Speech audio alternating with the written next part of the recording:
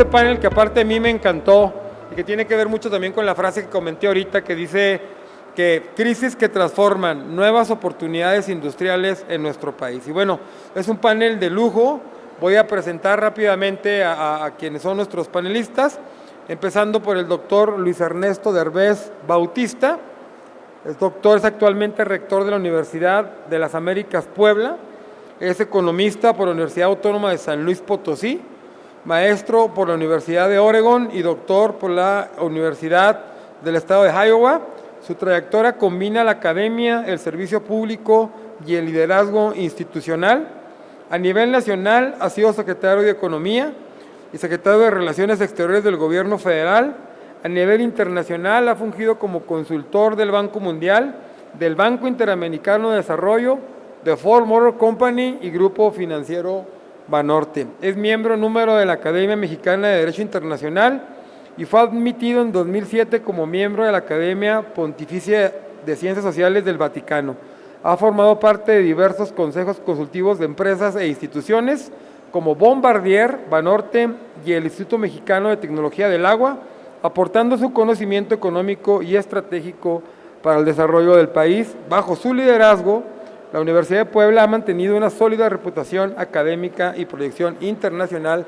Y a lo mejor él no sabe, pero fue mi jefe, porque cuando era secretario de Economía, yo era subdelegado de la Secretaría de Economía en Ciudad Juárez. Doctor, muchas gracias por acompañarnos.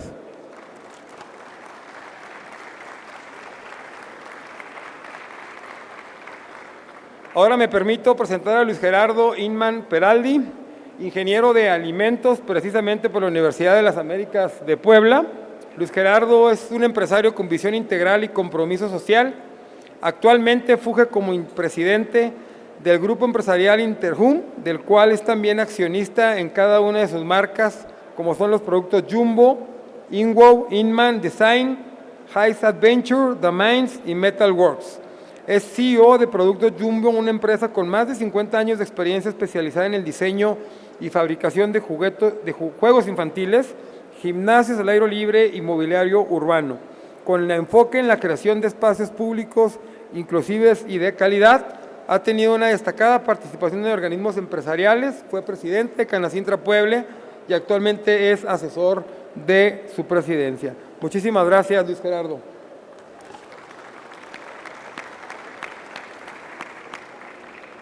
Me permito ahora presentar a Juan Antonio Ortega Suárez, ingeniero industrial y de sistemas por el Instituto Tecnológico de Monterrey, con formación internacional en sistemas de diseño por la Universidad de Siberia Italiana, en Lugano, Suiza, y especialidad en logística y cadena de suministro. Cuenta con más de 2 décadas de experiencia en la industria desarrollada en compañías de alto perfil como Heineken, Pepsi-Cola, Mondelez Internacional, ocupando posiciones clave en logística, manufactura, operaciones y calidad. En Heineken lideró la optimización de procesos de almacén y embarque, además de encabezar la producción para exportación en un contexto crítico. Fue parte del equipo responsable de la exitosa transición operativa tras la adquisición de la división cervecera de FEMSA. Actualmente es gerente de calidad en la planta de Puebla de Mondelez, México. Muchísimas gracias.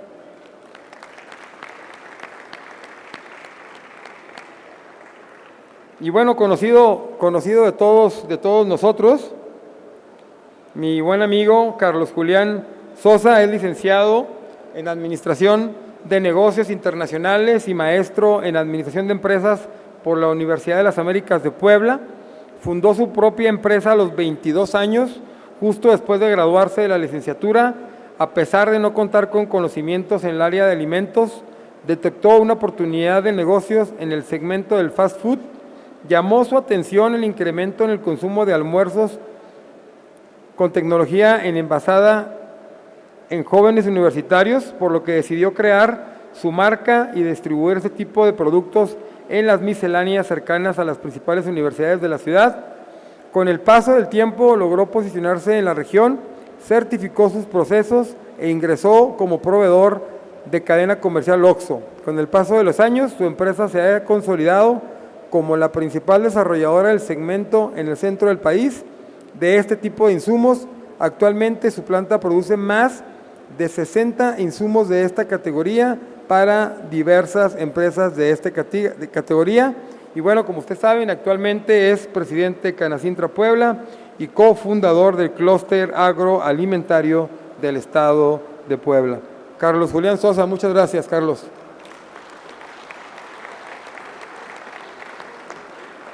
Y bueno, pues ahora vamos a tener a un moderador de lujo que no necesita más presentación, y aparte no traigo su semblanza, entonces no podría decirla, pero Víctor Gabriel Chedraui, secretario de Desarrollo Económico y del Trabajo del Gobierno del Estado de Puebla. Muchas gracias, secretario. Los dejo. Gracias.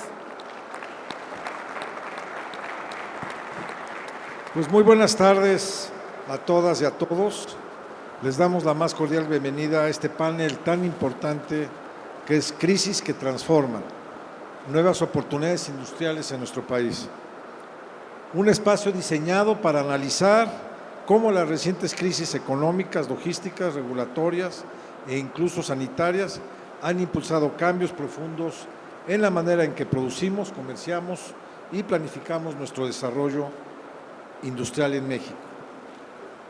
Este encuentro tiene como objetivo no solo comprender los efectos inmediatos de esas transformaciones, sino identificar las oportunidades estratégicas que están emergiendo a partir de ellas. Desde la reconfiguración de las cadenas de valor, el auge del nearshoring, la modernización de la infraestructura productiva, hasta la formación de talento técnico altamente especializado. Por ello, contamos con la presencia de 4 voces clave que desde distintas trincheras están influyendo activamente en la evolución de nuestro entorno industrial. Y sí, por supuesto, es un panel de superlujo, no solo porque lo han mencionado, sino porque los conocemos, no de ahorita, de hace muchos años, y la verdad para mí es un honor poder ser el moderador. Y bueno, quiero presentar, está Luis Germán Imán Peraldi, presidente del grupo Interjum y CEO de Productos Jumbo, doctor Luis Ernesto Derbez Bautista, rector de la Universidad de las Américas Puebla, que en algún momento fue un profesor mío en la universidad también. Juan Antonio Ortega Suárez, gerente de Calidad Planta Puebla Mondelez International. Y bueno, Carlos Sosa como presidente de Canacintra y un gran empresario del tema agroalimentario. Durante estos minutos, de 60 minutos, abordaremos 4 bloques temáticos, cada uno centrado en aspectos críticos del nuevo panorama industrial, y cerraremos con las conclusiones y reflexiones estratégicas de nuestros panelistas. Yo los invito a escuchar con mucha atención, reflexionar y al final compartir sus preguntas, porque si algo nos han enseñado las crisis es que también puede ser un punto de partida para construir un futuro más sólido, más inteligente y sobre todo más resiliente. Pues empezamos con el primer bloque, oportunidades surgidas de la crisis. El objetivo es identificar respuestas estratégicas a crisis económicas, logísticas o regulatorias. Luis Gerardo, es la primera pregunta. Durante el periodo 2024, la inflación acumulada en insumos industriales superó el 20% en algunos sectores. ¿Cómo reestructuraron dentro de tu empresa tan exitosa y de tantos años su operación o modelo de negocio para absorber ese impacto y mantenerse competitivos? Bueno, buenas tardes a todos. Una de las primeras acciones que hay que tomar ante crisis, que yo las llamo seccionales porque cada vez que cambia el gobierno federal hay crisis, y ahorita que también hay problemas con el vecino del norte, bueno, pues se junta más, pero el papel de un director de una pyme es siempre estar cuidando el gasto y el costo. Y si vas a adquirir una maquinaria, que sea exactamente que te ayude a agilizar el proceso o a disminuir el gasto o el costo de un producto. De esta manera tú te puedes dar cuenta realmente, porque una forma muy rápida es ver el estado financiero, pero si te metes ya a renglones específicos, es donde ahí está ese gasto continuo y bueno, hay que estarlo vigilando constantemente. Y otra de las maneras que puede ser muy eficiente es pues no dejar ir al capital humano que ya tienes, ya te costó mucho trabajo estarlo capacitando, pues hay que retenerlo, porque el papel de un empresario pyme es retener y tener la atracción para que en un momento dado deseen trabajar en tu empresa. Entonces, aquí el capital humano es muy importante para que tú puedas sobrevivir estas crisis recurrentes. Muchas gracias. Y sí, yo creo que no solo en crisis, con crisis o no crisis, creo que tenemos que seguir esas directrices, ¿no? Juan Antonio Ortega, que sí hay que comentar, Mondelez es una de las principales empresas en Puebla. Si alguien mastica un chicle en el mundo, es de aquí de Puebla, ¿verdad? Por favor, Juan Antonio, ahorita te hago una pregunta. Considerando las disrupciones en transporte marítimo y el aumento en costos logísticos internacionales, ¿qué estrategias ha adoptado Mondelez para regionalizar producción o insumos en América del Norte? Muchas gracias. Buenas tardes a todos. Contestando tu pregunta, 7 de cada 10 chicles se fabrican acá, de los que se consumen, entonces es un buen dato. Contestar esta pregunta me deriva a dos palabras claves: regionalización acelerada. La idea es que nosotros como compañía tenemos un programa muy fuerte de proveedores, tanto de México, Estados Unidos y Canadá. A través de esos programas buscamos certificarlos y que estén continuamente en desarrollo junto con nosotros, ¿no? Y sobre todo porque actualmente entre el 70 y el 80% de las materias primas que ocupamos en la planta ya vienen de Norteamérica, de ese entorno, ¿no? Y un ejemplo concreto que les quiero compartir es que en 2022, como compañía invertimos 1.3 millones de dólares en traer una línea de producción que estaba en el país de Tailandia. Esta línea de producción fabrica una botellita de chicles que tiene 30 piezas y bueno, es una línea que hoy sigue trabajando en Puebla, ¿no? Y no solamente nos quedamos ahí, en este año logramos consolidar que el proveedor que nos fabrica la botella y la tapa, que anteriormente se elaboraba en Polonia, ya se está elaborando en México, ¿no? Entonces, ¿cómo nace de una necesidad de traer estas producciones a México, pero también no solamente mover la línea, sino también ir moviendo los insumos, ¿no? Y esto ha sido clave a través de las alianzas estratégicas que se han tenido, de los programas con Canacintra, y el entorno ha facilitado este tipo de iniciativas, ¿no? Entonces, este es un ejemplo que como compañía estamos reaccionando ante este entorno. Muchas gracias, Juan Antonio. Y sí, definitivamente creo que parte de esta expo es para eso, ¿no? Buscar nuevos proveedores para que no tengan que traer de otros lados, inclusive ver la posibilidad de inversiones que vengan a Puebla para estar más cerca de ustedes. Carlos, entre 2023 y 2025, México ha firmado más de 10 nuevos acuerdos de cooperación e inversión con socios estratégicos. ¿Qué líneas de política económica, tú como parte del ecosistema y de cámaras empresariales en Canacintra, se están promoviendo junto con legisladores para asegurar que estas oportunidades se traduzcan en inversión productiva? Buenas tardes a todos, mucho gusto saludarlos. A ver, es un tema complicado, definitivamente. Entendemos un poco desde la parte federal que se han estado publicitando mucho polos de desarrollo, que es a lo que le ha costado un poco la presidenta a través del Plan México. Este plan, que yo reconozco algo que para mí es muy importante y lo hemos comentado en otros foros, es que busca que México sea la 10ª economía a nivel mundial. Para lograrlo se requiere un gran esfuerzo. Estamos hablando que tendríamos que crecer a tasas del 5 o 6% anual para lograrlo. Es muy ambicioso, definitivamente. De otra manera, pues, el objetivo no se va a lograr. Derivado de este plan, se lanza una serie de polos de desarrollo, que Puebla hoy tiene uno, en la zona de Ciudad Modelo, y sabemos perfectamente que hay una serie de incentivos que se están dando para detonar esas áreas de oportunidad. Tuve la oportunidad hace unos meses de estar en Chiapas también, donde hay 3 polos de desarrollo interesantes ligados al tren interoceánico, porque hay una nueva conexión. Por acá está también nuestro secretario de Economía de Chiapas, no me dejará mentir. Y definitivamente todo este ecosistema es para poder hacer que las oportunidades sí se aterricen. Y en Canacintra hemos fomentado el acercamiento, hemos tratado de compartir información para que los empresarios pues, le sigan apostando a México y sigan capitalizando estas oportunidades.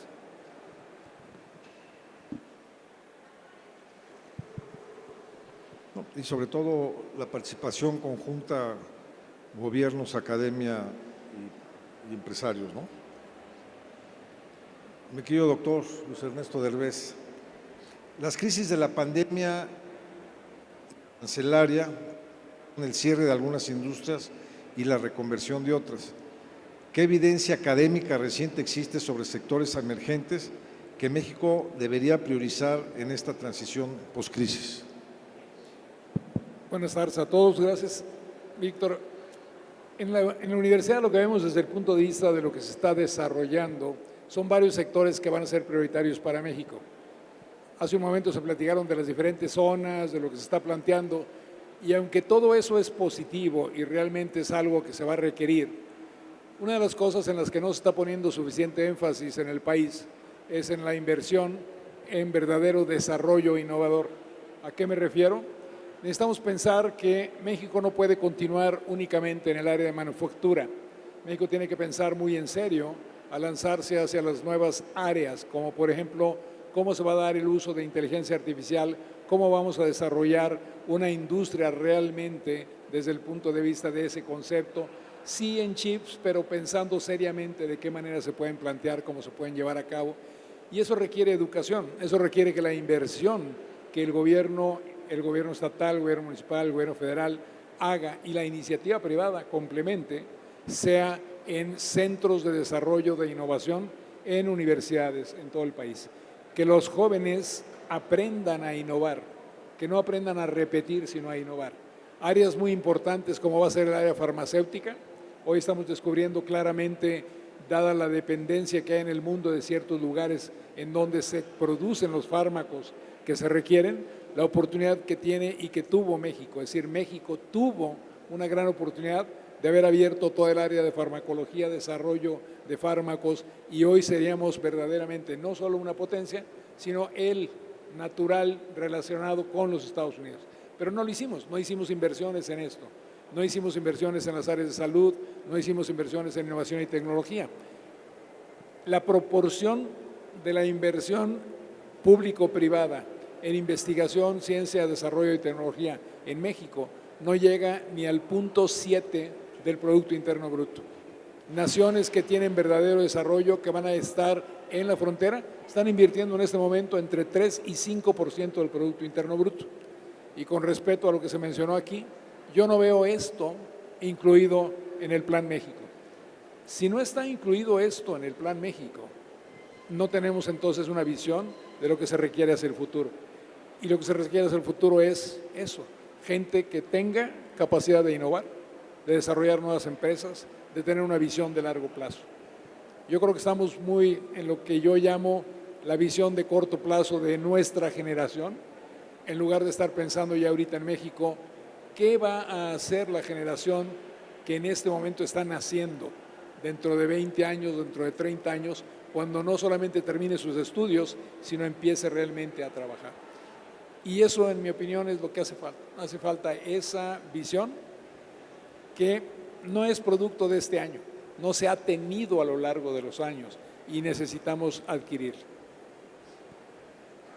Por supuesto que tu opinión y tu experiencia como funcionario de primer nivel en el gobierno federal, pues te da esta visión, y creo parte fundamental es la educación dual que tenemos que impulsar, que es lo que nos va a permitir a dentro de 20 o 30 años tener verdaderos empresarios y innovadores. Nuevamente, doctor, aquí vamos en este bloque que es el nearshoring, cadenas de valor. El objetivo es analizar la integración de México en nuevas dinámicas globales de manufactura avanzada.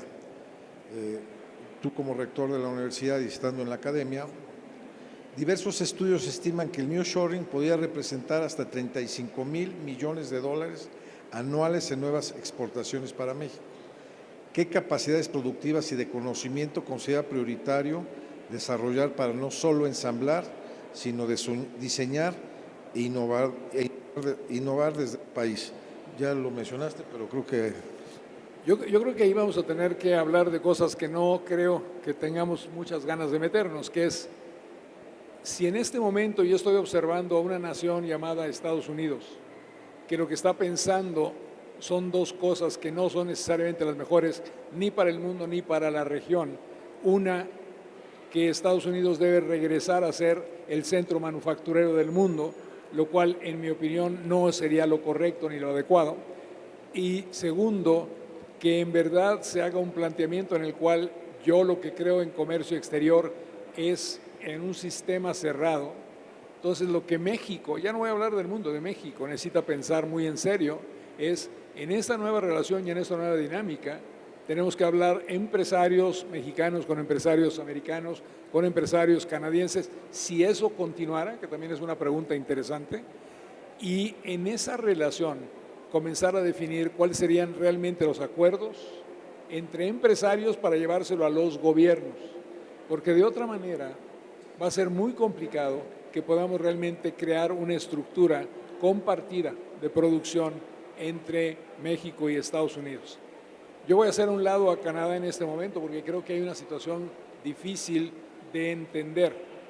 Si la renegociación del Tratado de Libre Comercio que tenemos en este momento no se lleva a cabo de una manera tripartita, y hay muchísimas razones por las cuales eso podría no ocurrir, tenemos entonces como país que pensar que nuestra relación fundamental es con Estados Unidos.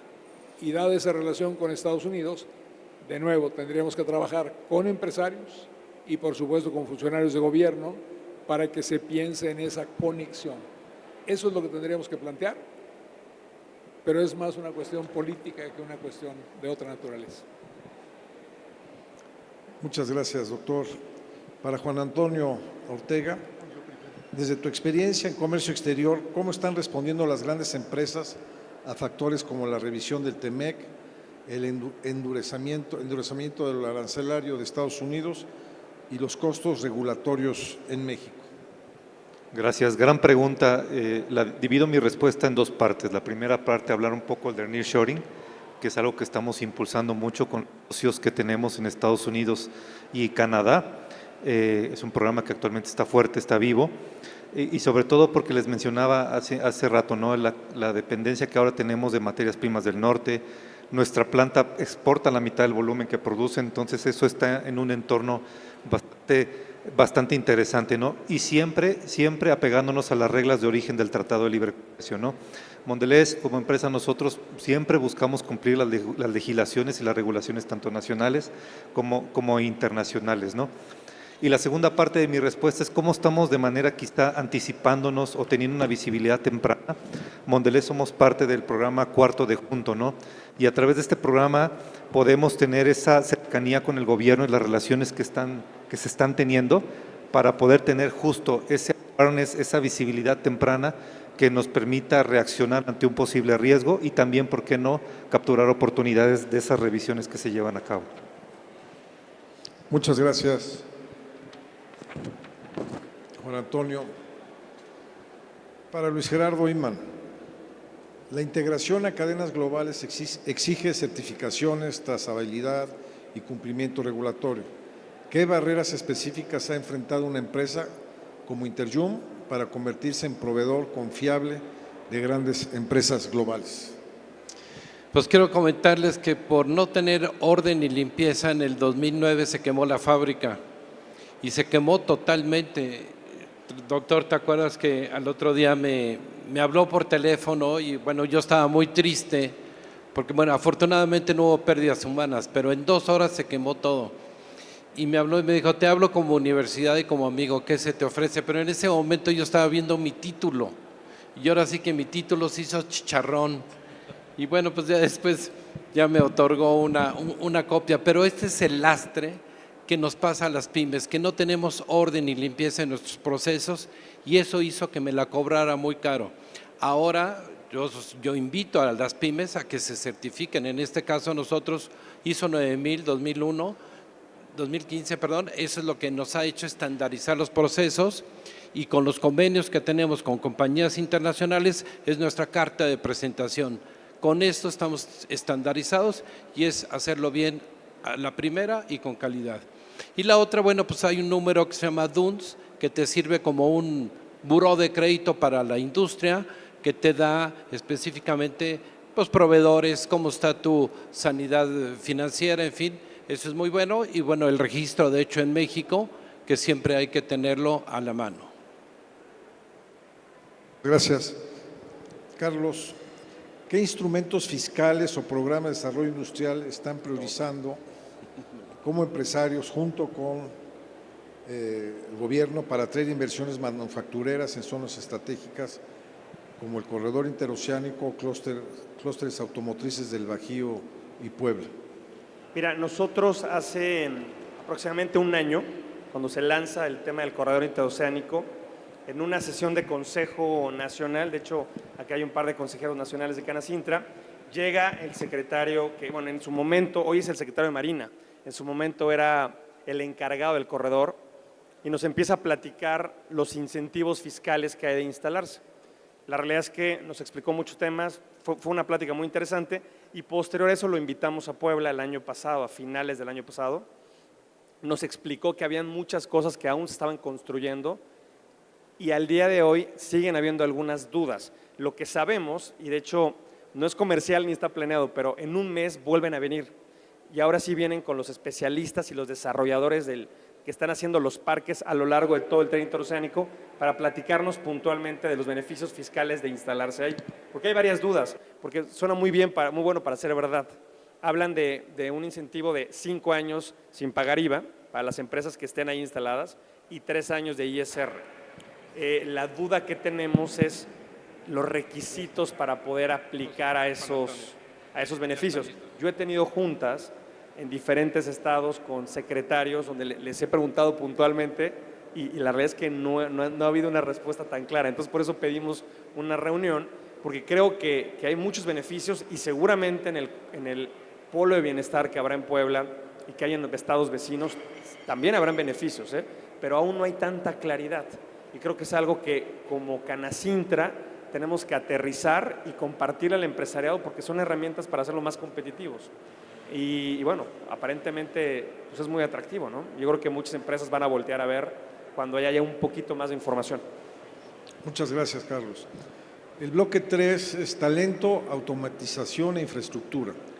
Y en este bloque el objetivo es examinar la brecha entre oferta educativa, automatización industrial y necesidades de infraestructura.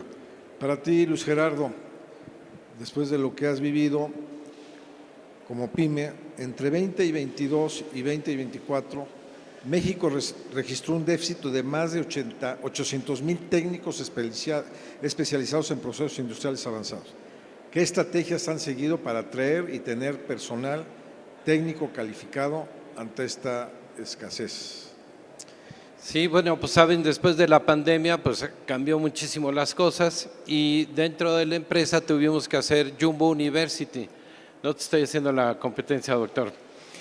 Pero pues, es un ente de educación, de capacitación continua que cada empleado debe de estar capacitado y sobre todo con las nuevas tecnologías que van avanzando y reforzar mucho el capital humano. Este capital humano lo pude profesionalizar porque como pyme, pues tú contratas y tú vendes y tú despachas, pero bueno, ahorita ya Interjum ya es una empresa que está profesionalizada, está en el gobierno corporativo, pero una de las acciones es siempre estar capacitando al personal para que pues te pueda dar el máximo provecho. Esas son de las acciones así claves que yo puedo dar de recomendaciones. Muchas gracias, Luis Gerardo.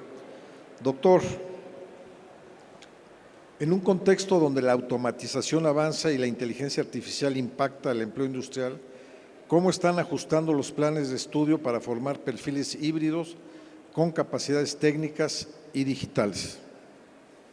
Hace un momento estaba aquí una persona dando su presentación y estaba hablando precisamente de inteligencia artificial. Yo estaba por allá parado escuchando con una oreja para este lado y con la oreja del otro lado a mis amigos que platicábamos, pero lo que estaba diciendo la persona que estaba haciendo esa presentación era la importancia de capacitarte y entender lo que es el uso de la inteligencia artificial.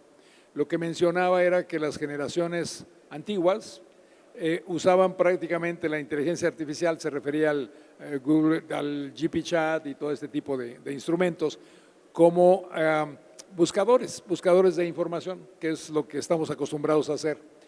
Las generaciones modernas y lo que una institución como la nuestra tiene que enseñar es dejarle en claro a las personas que algo como GPChat y lo que estamos teniendo en este momento debe ser incorporado en el proceso no solo de enseñanza-aprendizaje, sino de utilización como instrumento para mejorar tu productividad. Lo que estamos planteando en la institución, por lo tanto, es primero que la gente esté acostumbrada a utilizarla, segundo, que se utilice en el salón de clase, no solamente por el profesor, sino también por el estudiante, en lugar de lo que yo he escuchado, que es que no se use GPT, que no se use inteligencia artificial, no puedes traer. Lo que estamos empujando hoy en la universidad es todo lo contrario. Ustedes usen, pero úsenla correctamente. Y para usarla correctamente tienes que aprender no solo el algoritmo y el instrumento, sino la utilización para encontrar métodos que resuelvan problemas de manera mucho más rápida en tu empresa. Y entender eso es darle capacidad cognitiva al estudiante para utilizar un instrumento, en lugar de pensar que el instrumento es el que te va a dar a ti esa capacidad cognitiva. Y eso es lo que estamos haciendo en la universidad, pero es complicado porque mucha gente le tiene miedo. Mucha gente piensa que esto es hacer trampa en lo que estás presentando.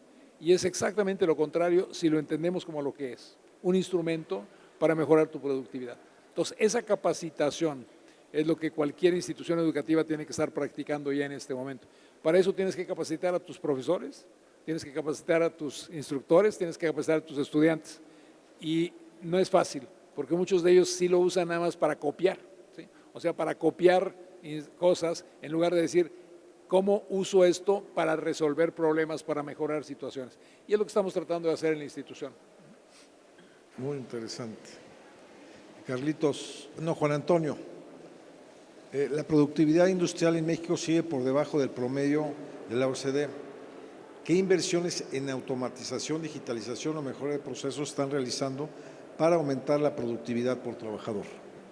Gracias por la pregunta. Definitivamente automatización va relacionada con productividad y productividad es un motor de competitividad y de crecimiento. La industria 4.0 con esta parte de automatización ha cobrado mucha relevancia. Como compañía tenemos un assessment anual para ver cómo estamos reaccionando ante esa ola de cambio, ¿no? La planta, les compartía que tenemos ya 50 años, la planta cumplió 50 años en abril de este año y definitivamente la evolución en automatización ha sido parte del motor de crecimiento, ¿no? Pero quisiera conectar también con, no solo es automatizar, y a tu punto es el capital humano correcto. De nada sirve tener las máquinas más modernas si no tenemos la gente competente para poder operar dichas máquinas, ¿no? Y en relación con eso, recientemente quiero compartirles que se firmó un convenio con la Universidad de San Luis para poder justo fomentar esos programas de formación dual, ¿no? Y aquí en Puebla, próximamente con el programa Cátedra, que impulsa la Canacintra, también estamos empoderando ese tipo de iniciativas, ¿no?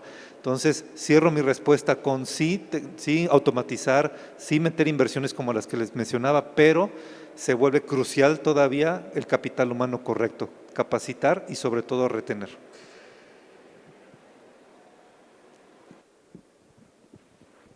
Muchas gracias, Juan Antonio. Y Carlos, la inversión pública en infraestructura, logística, carreteras, aduanas, parques industriales representan menos del 2.5% del PIB.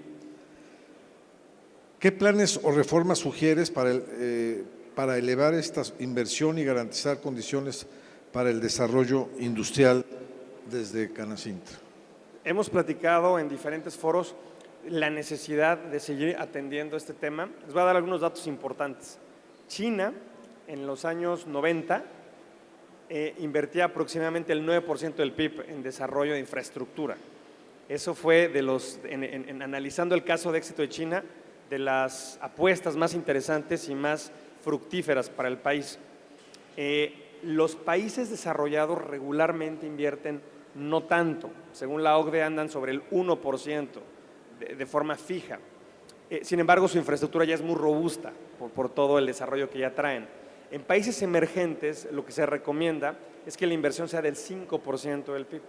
Hoy, a pesar de que se ha hecho un esfuerzo en los años previos, que con el aeropuerto nuevo, el AIFA, con el tema del tren interoceánico, las nuevas conexiones que hay hacia el tren interoceánico de Chiapas, puntualmente, andamos en el 2.5. Quitando este último año, y si nos vamos un poquito más atrás, el promedio en México era menos del 1 punto, o sea, era la mitad, 0.5. Entonces, definitivamente hay una tarea importante, tenemos que seguir apostándole a la infraestructura, la conectividad es muy importante. En la industria, en promedio, la parte logística representa entre el 9 y el 12% del gasto de una empresa, donde definitivamente una mejor infraestructura hace una empresa mucho más competitiva, es un gasto muy elevado. Y bueno, lo que hemos tratado de hacer desde Canacintra es solicitar y pedir continuamente que no se descuide el tema de infraestructura porque es clave para el desarrollo económico de una región. Muchas gracias, Carlos. Bueno, vamos por el último bloque. Muy interesante este bloque. Riesgos y proyección al 2030. El objetivo es anticipar riesgos estructurales y oportunidades estratégicas para el desarrollo industrial. Carlos, México enfrenta riesgos en el suministro energético, presión fiscal y seguridad. ¿Qué reformas estructurales crees, como parte del sector empresarial, deben aprobarse antes del 26 para garantizar un crecimiento industrial sostenido hacia el 2030? La respuesta va muy alineado a la pregunta anterior. Creemos fuertemente que tenemos que seguir apostando a la infraestructura. El tema eléctrico ha sido un reto para muchos estados. Hay estados donde me sorprendió el otro día platicando con líderes de Caintra en Nuevo León, que me decían, oye, aquí tuvimos que hacer un plan, un mapa energético en el estado, porque ya no podíamos albergar ciertas inversiones que demandaban mucha energía y generaban pocos empleos. De ese nivel llega a haber crisis, ¿no?, en algunas zonas del país. La zona donde está Puebla puntualmente, que CFE lo cataloga junto con Tlaxcala e Hidalgo, una misma región, tenemos todavía una capacidad instalada importante que no se está ocupando. Definitivamente eso va a ser una ventaja competitiva para Puebla en el futuro, y más porque el Bajío también está empezando a sufrir de eso.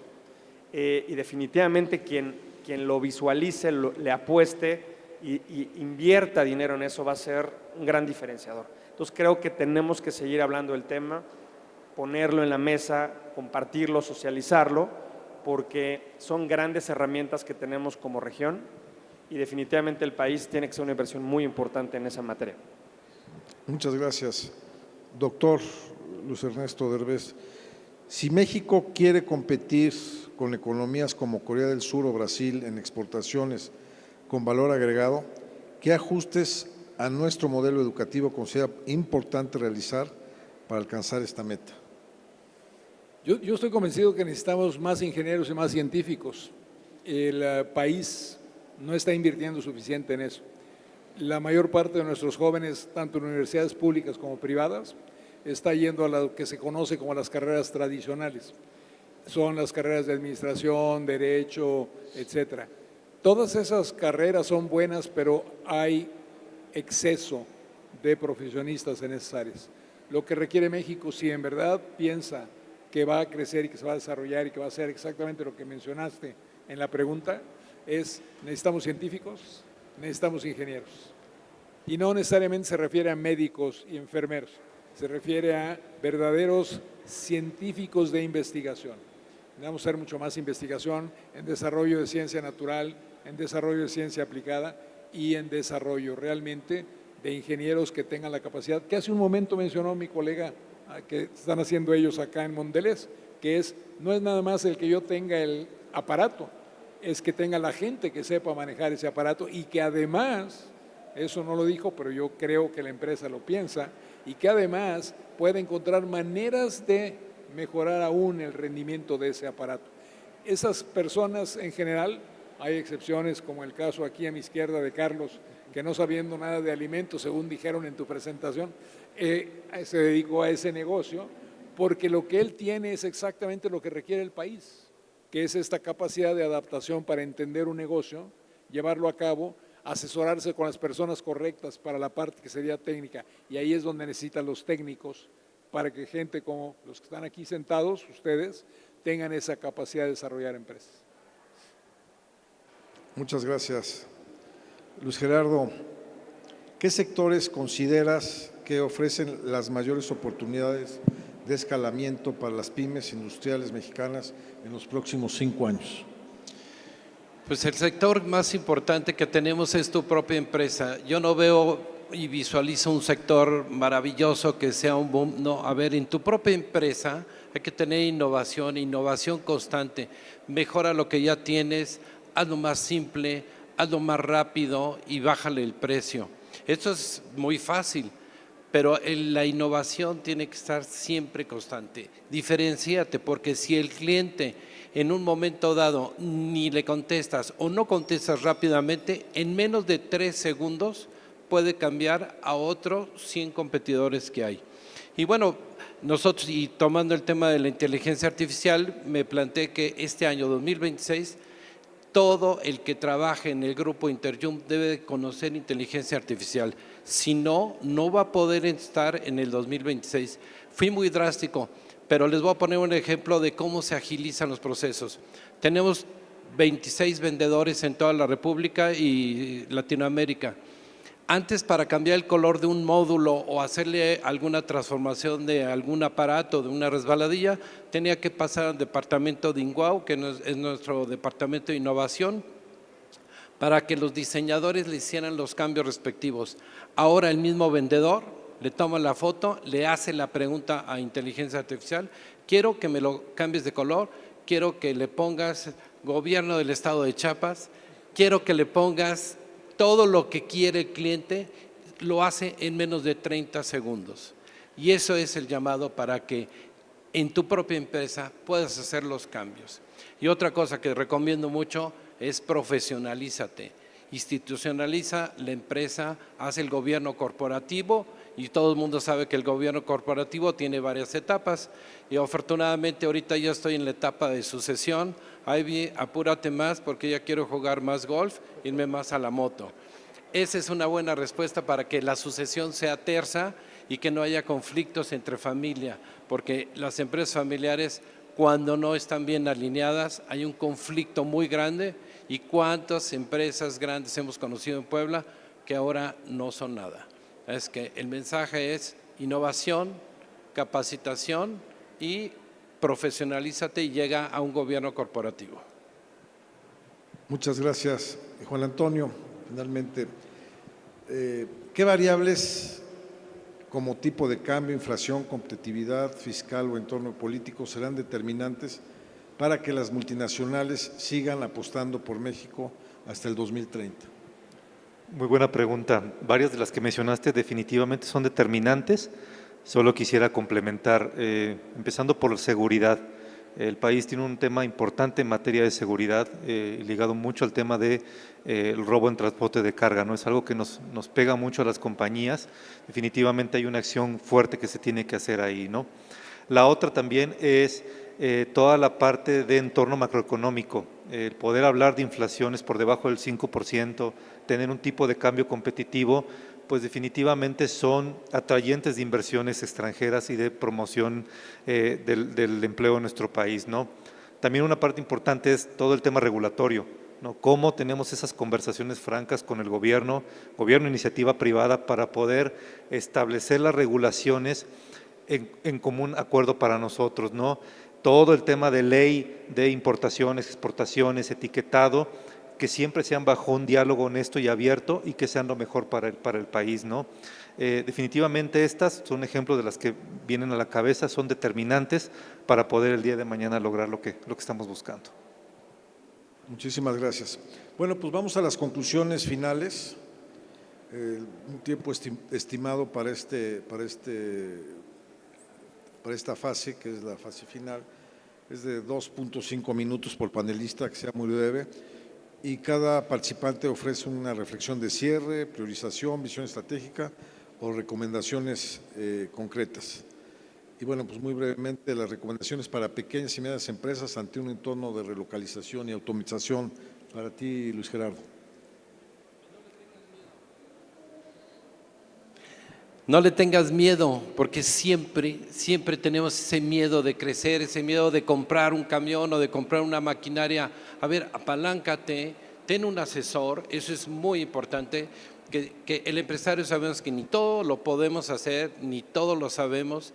Hay bastantes consultores, hay que ponerles bien la métrica para que puedas recibir esa asesoría que siempre nos hace mucha falta. Abraza la tecnología, toma riesgos, somos tomadores de riesgos. Si no tomamos riesgos, no crecemos. Para eso necesitamos estar bien capacitados y sobre todo ver la tendencia mundial. Lo más barato que te puedes dar cuenta del mercado a nivel mundial es ir a una expo. ¿Cuánto cuesta ir a una expo de Estados Unidos?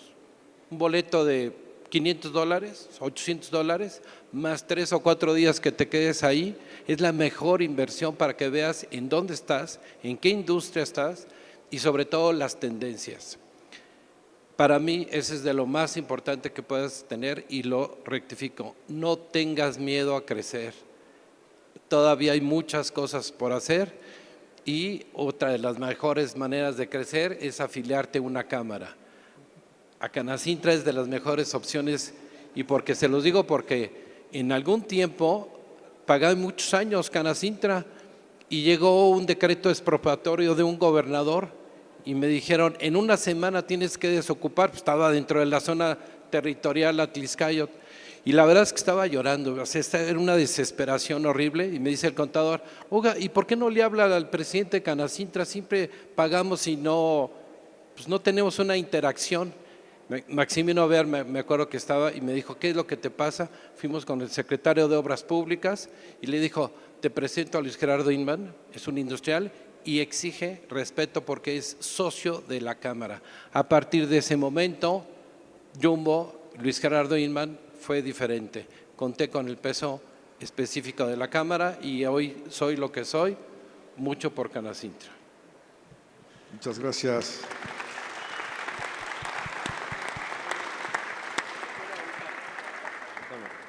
Juan Antonio, como reflexión sobre cómo construir alianzas más sólidas con proveedores locales y talento nacional. Gracias. Mi reflexión quisiera enfocarla en un par de puntos. El primero es cómo hacemos ese cambio de mindset. Nosotros ver a lo largo de toda la cadena de suministro y dejar de ver a nuestros proveedores como relaciones transaccionales, cómo ellos se vuelven socios estratégicos de crecimiento, tanto nosotros para ellos y ellos para nosotros, ¿no? La segunda reflexión es el tema del talento, ¿no? Que se conversó bastante en este foro. Tenemos que seguir desarrollando y desarrollándonos, cuidar a nuestra gente y no tener miedo a capacitarlos, enseñarlos para que el día de mañana puedan incluso ser mejores que el experto que nos vino a instalar las máquinas, ¿no? Y ha sido un tema probado, ¿no? Y el tercero es nosotros seguir aprendiéndonos y estando muy aware de los posibles cambios que puedan venir hacia adelante. Está probado que el tener las relaciones con Canacintra, con otros foros, nos ayuda a tener esa visibilidad temprana y poder accionar de manera más rápida y más ágil ante este entorno desafiante que estamos viviendo, ¿no? Muchas gracias. Muchas gracias. Carlos Sosa, ¿qué consideras tú que como perspectiva legislativa y compromisos institucionales se deben de realizar para el desarrollo industrial para el 2030? A ver, definitivamente como organismo empresarial que hoy me toca presidir aquí en Puebla, tenemos que seguir hablando con la verdad, dando datos duros, compartiendo información, trabajando de la mano con la iniciativa privada, con el gobierno, con la academia, es estratégico. Hay mucha información que tenemos los que estamos en la empresa en el día a día y hay que compartirla. Yo también les quiero dar, antes de ir cerrando el foro, compartirles de dónde nace la idea de este foro, creo que es importante mencionarla. Nace porque todo el primer semestre del año fue muy complicado para nosotros como industria. Fue literal entrevistas tras entrevistas de qué va a pasar, la incertidumbre nos afectó, paralizó muchas empresas, lo he mencionado abiertamente, frenaron inversiones Y llegó un momento en el cual me acordé de una anécdota que me pasó el año pasado.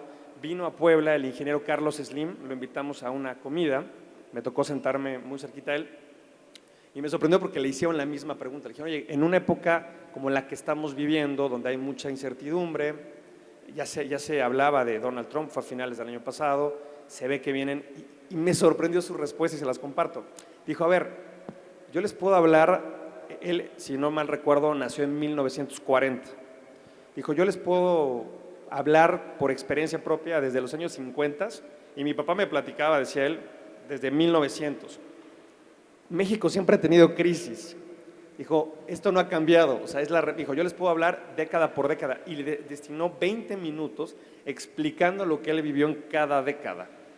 Y la verdad es que dijo, lo que nosotros, y él decía, es un señor de 84 años de edad, decía, lo que yo nunca he perdido es la apuesta por México. Dijo, yo todos los días me levanto pensando que este es mi país, yo no he pensado en irme a vivir a otro lado y yo lucho todos los días por este país, desde mi trinchera, tratando de dar lo mejor que puedo dar. Entonces, se me hizo un tema muy interesante, algo profundo, y la realidad es que en Canacintra tratamos de hacer ese ejemplo y de seguir todos los días organizando foros, trabajando con gente especializada, buscando que cada vez no solamente Puebla sea mejor, sino nuestro país sea mejor, ¿no? Es un poquito mi aportación, mi querido secretario. Muchísimas gracias. Finalmente, doctor Luis Ernesto Derbez, ¿cuál es la visión sobre la necesidad de construir un ecosistema de conocimiento, innovación y competitividad? Pues mira, voy a ser muy rápido. No sé si echarle porra a Canacintra, pero luego van a decir que yo fui el único que no hablé bien de Canacintra. Sí pagas tus cuotas. Sí pago mis cuotas. Sí pago mis cuotas. Yo voy a decir muy sencillo. A ver, sin educación no hay nación. Todo lo demás es puro cuento, ¿ok? Y por lo tanto, de veras queremos que este país salga adelante, preparemos a la gente correctamente. Y no confundamos llevar gente a la escuela con formarla y darle educación. Mientras sigamos en ese sueño de que cobertura es lo que verdaderamente se requiere y no calidad en la educación, sin educación no hay nación. Muchas gracias. Y educación con valores, principios y moral, que desafortunadamente se ha perdido. Pues agradezco a los panelistas. Solo si hay alguna pregunta de las personas del público para los panelistas. Pero les advertimos que vamos a checar si han pagado sus cuotas.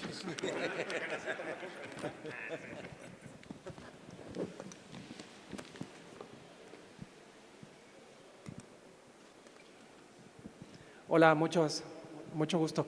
La pregunta quisiera hacérsela al doctor Luis desde el punto de vista de la academia, ¿no? El gobierno federal está impulsando los polos de desarrollo, no de este año, tiene varios años. De hecho, se han anunciado nuevos polos de desarrollo, pero tengo esa impresión de que los primeros pues no han funcionado, ¿no? O no arrancan quizás. Desde la academia, ¿qué piensa que se tendría que hacer para que finalmente arranque y no estemos en ese dinamismo de crear más polos, pero los originales pues no terminan de funcionar o de coserse, como se dice comúnmente, ¿no? Gracias.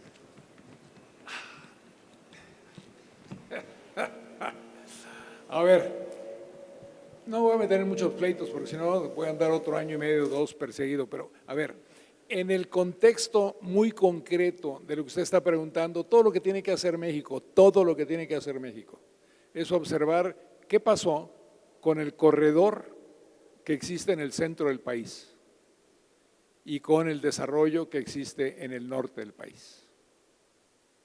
Si usted se toma el tiempo de analizar cómo se desarrolló todo el norte, la parte de la frontera, de qué manera desde el proceso de maquiladoras hasta la transformación que se ha llevado a cabo ha ocurrido, va a descubrir exactamente cuáles son las políticas que se requieren para que podamos realmente tener una economía competitiva. Y si luego se va hacia el centro del país y ve todo el desarrollo de la industria automotriz, el impacto que ha tenido en toda la franja central de la nación y la industria que está relacionada con cuestiones de software, que está en la parte del Pacífico Occidental, tiene exactamente la receta de lo que se requiere para que nuestra nación pueda avanzar y desarrollarse fuertemente. Y esto implica que cualquier polo de desarrollo que querramos llevar a cabo necesita entender las lecciones del norte y del centro.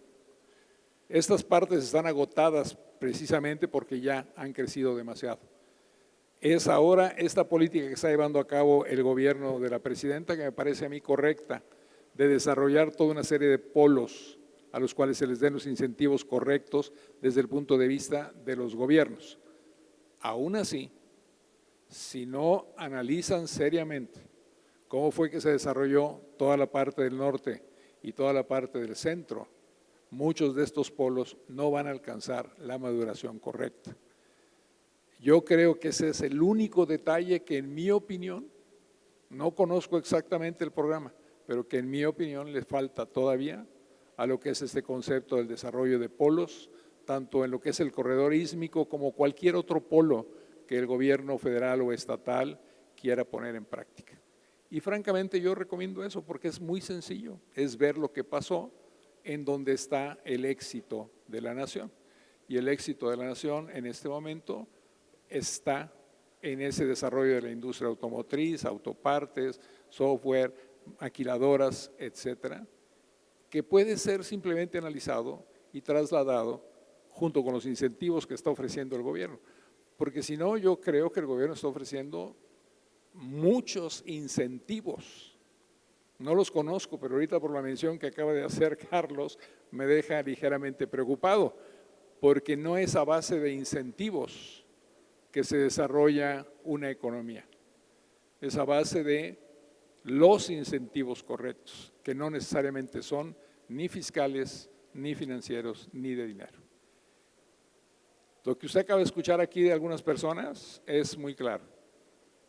Y yo puedo hablar por lo que conozco de los dos jóvenes que están a mi izquierda y a la extrema derecha. No conozco la historia de Mondelez también, pero es una empresa internacional. Pero lo que yo conozco es que con innovación, con desarrollo, con visión, se ha desarrollado un negocio que está siendo sumamente exitoso por Carlos. Y uno tendría que decir, a ver, déjame ver cómo creció, por qué, de qué manera y cuáles son los elementos, y eso es lo que hay que participarle a otras gentes. Y que yo sepa, a lo mejor estoy equivocado, no fue a base de incentivos que le haya dado el gobierno como desarrolló su negocio. Y si me voy a la extrema derecha, ha vivido dos grandes problemas. Uno lo acaba de mencionar, por sucio, dijo él, no sé si será cierto, ¿sí? Se le quemó todo. Bueno, sí, pero eso quiere decir que se le quemó su empresa y que fue una crisis. Pero hubo una segunda crisis que él no menciona y que voy a mencionar cuidadosamente, no muy cuidadosamente, pero hubo un gobernador, ¿sí?, que le hizo ciertas maldades y en esas maldades él tuvo que entender algo. No podía continuar viendo solamente a su mercado como el mercado del estado de Puebla o la región. Y en ese momento le cambió algo que fue fundamental. Él lo acaba de mencionar. Esta nueva visión de buscar nuevos mercados, de reducir costos, de mejorar su productividad. Todos los empresarios de México deberían buscar eso antes que incentivos fiscales. Porque lo que necesitamos son economías en las cuales el sector público pueda dedicar sus recursos a lo que sí hace falta. Y lo mencionó Carlos. Inversión en infraestructura, que es el tipo de cosa que me va a apoyar como sector privado. Inversión en educación, que es lo que me va a apoyar como sector privado. El gobierno estatal lo está haciendo, curiosamente, no necesito yo dar consejos aquí porque Víctor lo está haciendo junto con el señor gobernador. Están invirtiendo en infraestructura, están invirtiendo en educación. Esa es la visión que hay que empujar en todo el país y creo yo que esa combinación es la que va a hacer que los polos funcionen. De otra manera los polos no van a funcionar. No van a funcionar nada más porque dé usted cuestiones fiscales y demás. Van a funcionar por la combinación de lo que acabamos de platicar. Y francamente yo digo que es bien fácil, pero bueno, Yo lo he dicho esto muchos años y mucha gente que no me hace caso y no me van a hacer caso y no quiero que me hagan caso porque ya no me quiero meter en política.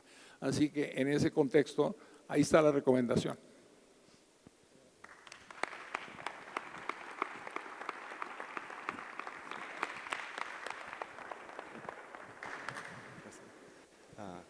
Muchísimas gracias. Quiero hacer una pregunta para Víctor. Si recuerdan mi discurso mientras la comida sobre la competitividad. Ahora tenemos muchas discusiones sobre reducción de jornada laboral, etcétera, y he leído ayer un artículo muy interesante en La Economista que aumentamos a los salarios en México. A pesar de eso, el bienestar y la mejora de pobreza no ha pasado. Mi preocupación como empresa multinacional es si aumentamos costos laborales para el beneficio de la población sería bien, pero si no hay efecto, es un poco una lástima. ¿Qué podríamos hacer para cambiar eso? Bueno, es una pregunta muy compleja. Yo platicaba con una empresa importante, transnacional, que decía, a nosotros nos conviene la jornada de 40 horas. Una empresa importante.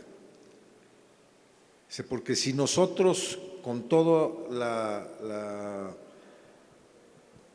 todo lo que está pasando en el mundo, la tormenta que estamos viviendo, nos van a obligar en un momento determinado a parar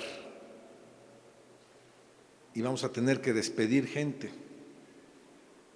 Y el costo y posteriormente seguramente la vamos a volver a contratar en 3, 4, 5, 6 meses y que a lo mejor no la encontramos. Entonces nosotros preferimos pagar esas 40 horas y mantener al personal un poco lo que están comentando acá, que es importante retener a la mano de obra calificada.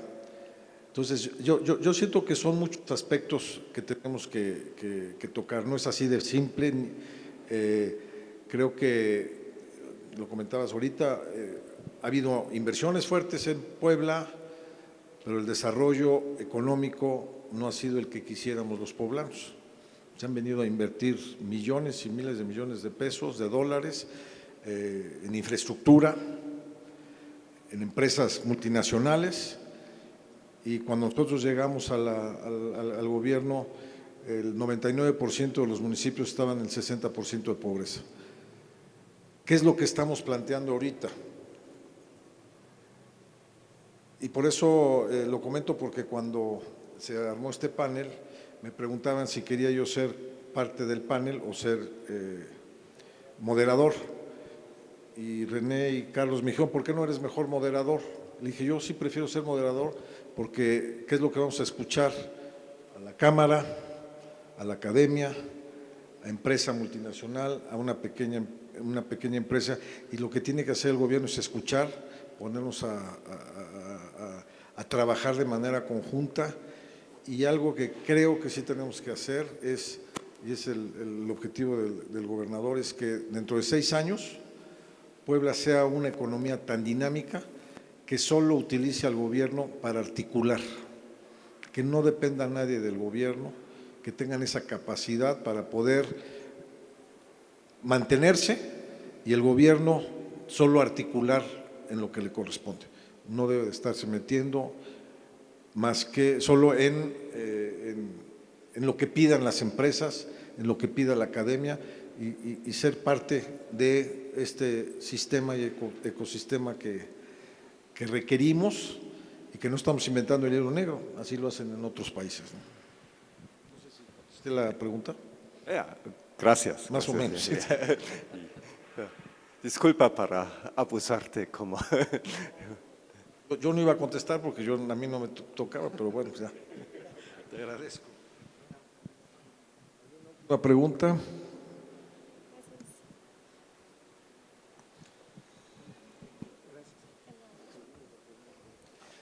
Buenas tardes. Yo tengo una pregunta para el panelista o el moderador, el que quiera responder. En los años 40, 50, 60, México creció a tasas altas. ¿Qué hicimos bien en esos años que hicieron que México creciera a esas tasas altas, que hicieron que México fuera un país que tenía ingresos per cápita superiores a naciones que ahora tienen más ingreso per cápita que nosotros? ¿Qué hicimos mal después de esos años que ahora, desde mi perspectiva, hace que México esté en una situación de crecimiento muy bajo y que no se ve una perspectiva de que se pueda volver a crecer a esos niveles en los que sí se logró crecer, que tuvieron más visión los de antes, los empresarios, los gobernantes, los ciudadanos, los científicos, etcétera? ¿Cuál es su punto de vista? Me encanta la pregunta porque es algo que escribimos un libro y parte de lo que mencionamos va en ese sentido. A ver, México tenía un económico donde identificaba la problemática y ahí iba a atacarla y la resolvía desde el origen, desde los municipios. ¿Qué sucede? Y a lo mejor habrá algunos que no estén muy de acuerdo. El modelo neoliberal es completamente diferente, no es un modelo de un país, es un modelo internacional, del Fondo Monetario Internacional, del Banco Mundial, del Banco Interamericano de Desarrollo, y obligaron a los países a tomar sus medidas, pero lo que a ellos les convenía.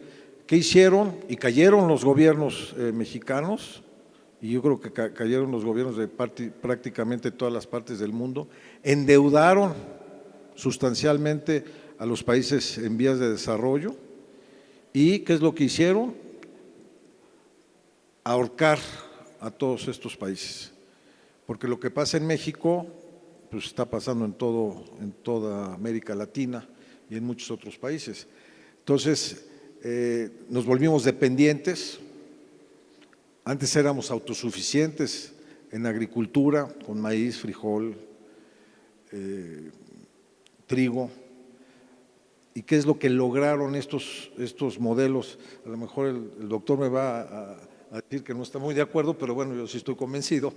¿Qué lograron este modelo económico? Que nos volviéramos dependientes de las grandes potencias, principalmente Estados Unidos. Con el pretexto que vamos a industrializar al país, nos olvidamos del campo, concentramos toda la economía en las grandes ciudades.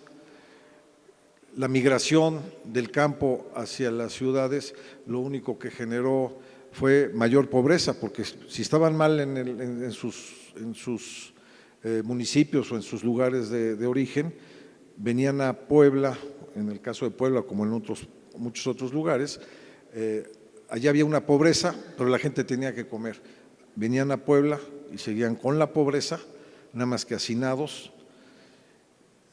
y creo que fue parte de lo que hicimos mal, lo que se hizo mal. Les creímos a estos tecnócratas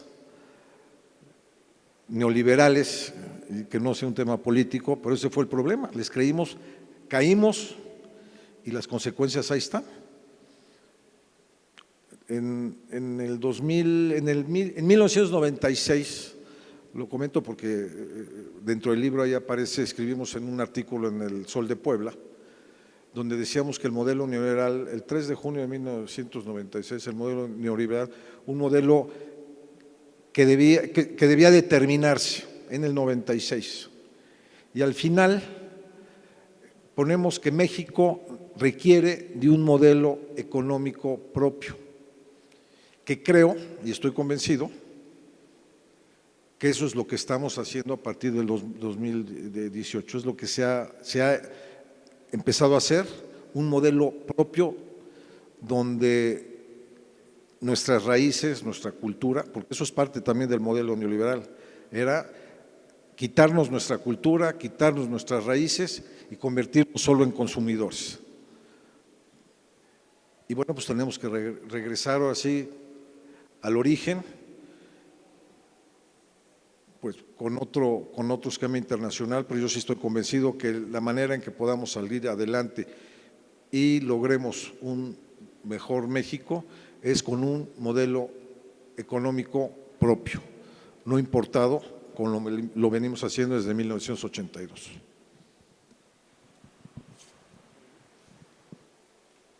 Muchísimas gracias. Vamos a dar un fuerte aplauso a los panelistas en este panel, la verdad increíble, de gran aprendizaje.